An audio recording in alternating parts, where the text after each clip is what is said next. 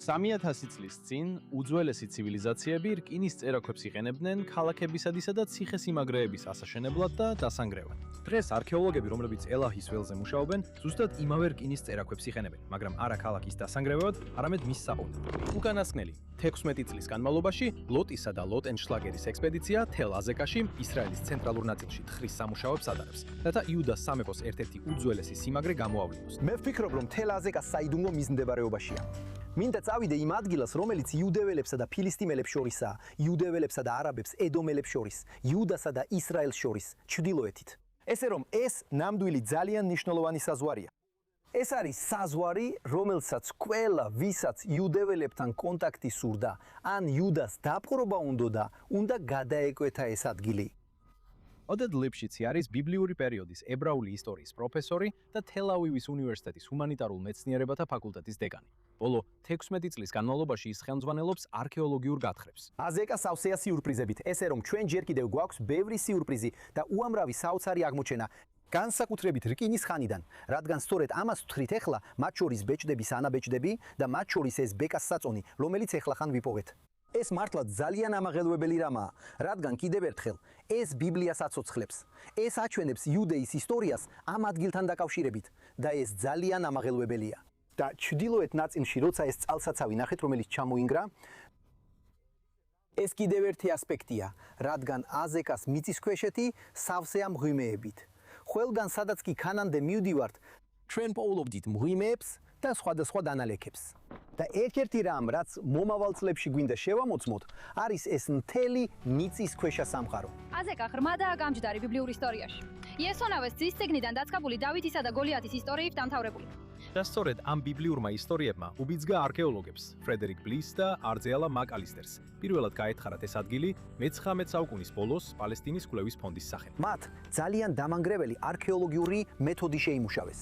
ამ გზით ისინი მთელ არქეოლოგიურ ძეგლებს ანადგურებდნენ. მარეშაც განადგურდა, გეზერიც განადგურდა.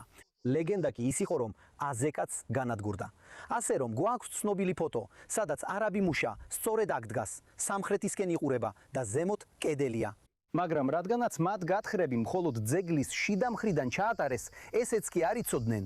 ჩემ ზემოთ არის შესასვლელი, რომელიც ჰასმონეებმა გააკეთეს, თქვათ, ვფიქრობ, იოანე ჰირკანოსმა დაახლოებით ძველი წელთაღრიცხვის 140 წელს. ეს არის ადგილი, რომელსაც მხოლოდ ადმინისტრირებისთვის და თავდაცვითი მიზნებისთვის ირჩევენ. და რადგანაც აქ ვართ, სწორედ ამიტომ არის ეს ადგილი ასე ხშირად ნახსენები ბიბლიაშიც, როგორც საზღვრისპირა ზონა. საბინა კლაიმანი აზეკას გათხრების ერთ-ერთი საველე დირექტორი და თელ-ავივის უნივერსიტეტის პროფესორია. ის ოდეთთან ერთად ჩამოვიდა რამათ რახელიდან, სადაც 3 სეზონის განმავლობაში ასისტენტ სუპერვაიზორად მუშაობდა გათხრებზე. და ეს ნამდვილად დიდი შესაძლებელობაა, რომ ასეთი ადგილი, ასე მრავალი წლისა და გათხრების განმავლობაში ასე კარგად გაიცნო. მე ვფიქრობ, რომ თითქმის არ არსებობს ადგილი, რომელიც ასე კარგად იყოს ცნობილი ამ ხრივ, რომ შეგიძლია კერამიკას შეხედო და უკვე რამდენიმე ნამსხვრევით მასალის მიხედვით განსაზღვრო, რომელი პერიოდია. დიახ, სხვა ადგილებში ამას ვერ ვაკეთებ. დიახ, ეს დიდი შესაძლებელობაა. ეს მხოლოდ ადგილობრივი ისრაელის პროექტი არ არის. თელ-ავივის უნივერსიტეტმა მისია დაისახა, რომ სკოლებსა და ორგანიზაციებთან ერთად მთელი მსოფლიოს მასშტაბით იმუშაოს. სამწუხაროდ აზეკას გათხრების ჯგუფს, ისევე როგორც ისრაელში სხვა ათეულობით გათხრას, იძულებულნი გახდნენ გამკლავებოდნენ გარე გეოპოლიტიკურ ძალებს, რომლებიც სრულად მათ კონტროლს გარეთაა.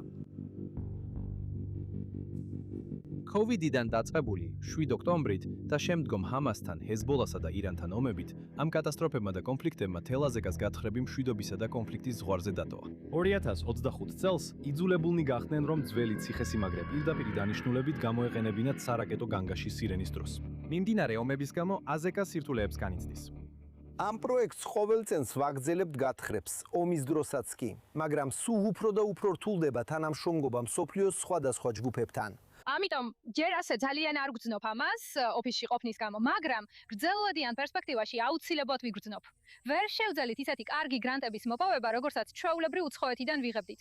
ფული ძალიან შეზღუდულია. აქ, ამ ტერიტორიაზე, ორი მოხალისეა. მაინც ძალიან ბევრი კითხვა მაქვს და მინდა რომ ეს ტერიტორია წელს დავხურო. დიახ, ჩვეულებრივ ამ ტერიტორიაზე 20 მოხალისე მუშაობდა. მიუხედავად ყველა სირთულისა და გამოცდისა, თელაზეკას გათხრების ჯგუფი ზუსტად ისე როგორც ციხესიმაგრე, რომელსაც ისინი ავლენენ, გამძლეა. აზეკა უკვე დღეს არის ადგილი, სადაც სკოლის ჯგუფებითა და ვიზიტორებით სავსე ავტობუსები ჩამოდიან. ეხლა ისინი მხოლოდ გადასახედზე მიდიან, დავითის ამბავს ხვებიან და შემდეგ მიდიან. ძალიან მინდა რომ ერთ დღეს ეს ავტობუსები ჩამოვიდნენ, იყოს პატარა კიოსკი, სადაც შეძლებენ რაიმე სასმელის ყიდვას. და ჩემი ოცნებაა რომ დაახლოებით 4 წელიწადში ხალხს შეეძლოს თელ აზეკაში მოსვლა და გაიარონ თელ ციტადელში, ნახონ მაღალი კედლები თავზე, ნახონ შიდა ნაგებობები, რომლებიც ციტადელში იყო, იარონ იმ ქუჩაზე, რომელიც ციტადელს შემოუვლის. და ეს იქნება არქეოლოგიური ძეგლების ერთ-ერთი მარგალიტი ისრაელში.